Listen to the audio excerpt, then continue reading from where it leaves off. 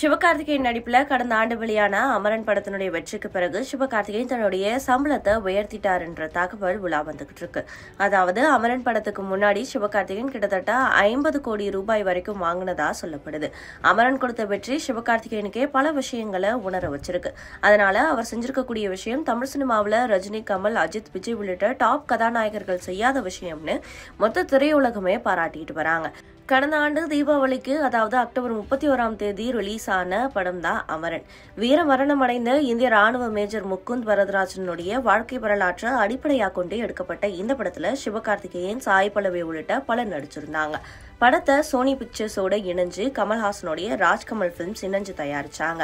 படம் உலகம் முழுக்க சுமார் 350 கோடிகளுக்கு மேல வசூல் செஞ்சு தமிழ்நாட்டில் மட்டுமே 70 கோடி ரூபாய்க்கு மேல வசூல் செஞ்சு கலெக்ஷனை மாபெரும் வெற்றி படமா மாற்றி இருந்தது. வி பிரகாஷ் இந்த படத்துக்கு இசை அமைச்சிருந்தாரு. ஒட்டுமொத்த படக்குழுவினரும் ரசிகர்கள் பாராட்டிட்டு வந்தாங்க. சிவகார்த்திகேயன் தற்போது 3 படங்கள்ல சம பிஸியா நடிச்சிட்டு வந்துட்டு இருக்காரு. AR முருகதாஸோட மதராசி, சிபி சக்கரவர்த்தியோட தன்னுடைய 24வது படம், சுதா கொங்கராவுடைய தன்னுடைய 25வது படமான பராசக்தி ஆகிய படங்கள்ல நடிச்சிட்டு வராரு. பராசக்தி படம் இந்திய எதிர்ப்பு போராட்ட காலத்தை மையமா கொண்டு எடுக்கப்பட்டு வந்துகிட்டு இருக்கு. படத்தினுடைய படப்பிடிப்பு பணிகள் ரொம்ப விமர்சையா நடைபெற்று வந்துகிட்டு இருக்கு. படத்துல ரவி மோகன், அதர்வா, ஸ்ரீலீலா, பிருத்வி உள்ளிட்ட பலர் நடிச்சிட்டு வராங்க.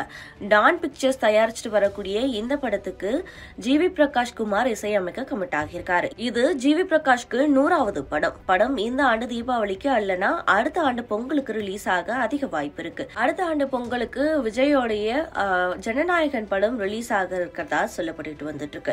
பொங்கலுக்கு ஜனநாயகன் ரிலீஸ் ஆனா பராசக்தி படத்தினுடைய ரிலீஸ் தேதியில மாற்றம் இருக்க அதிக வாய்ப்பு இருக்கு அப்படின்னு சொல்லப்படுது. இப்படியான நிலையில பராசக்தி படத்துல தன்னுடைய சம்பளத்துக்கு பதிலாக சிவகார்த்திகேயன் வேறொரு முயற்சியை கையாண்டு இருக்காரா. அதாவது அமரன் படத்தினுடைய வெற்றியால சிவகார்த்திகேயன் தன்னுடைய சம்பளத்தை 70 கோடி ரூபாய் வரைக்கும் உயர்த்தி இருக்காரா. மதராசி படம் ரிலீஸ் ஆனா அவருடைய சம்பளம் மேலும் அதிகமாக வாய்ப்பு இருக்குன்னு சொல்லப்படுது. இப்படியான நிலையில தன்னுடைய 25வது படமான பராசக்தி படத்துல சம்பளத்துக்கு பதிலாக லாபத்துல கணிசமான சதவீதம் பங்கு கேட்டிருக்காராம். இவருடைய இந்த முடிவுக்கு தயாரிப்பு நிறுவனமும் ஓகே சொல்லினதுனால சிவகார்த்திகேயனுக்கு இந்த படம் ரிலீஸ் ஆன பிறகு எப்படியும் 150 கோடி ரூபாய்க்கு வரைக்கும் பங்கா கிடைக்கும்னு எதிர்பார்க்கப்படுது. ஏற்கனவே பாலிவுட், தெலுங்கு சினிமால அதே போல லாபத்துல பங்குன்னு பல நடிகர்கள் முடிவெடுத்து நடிச்சிட்டு வராங்க.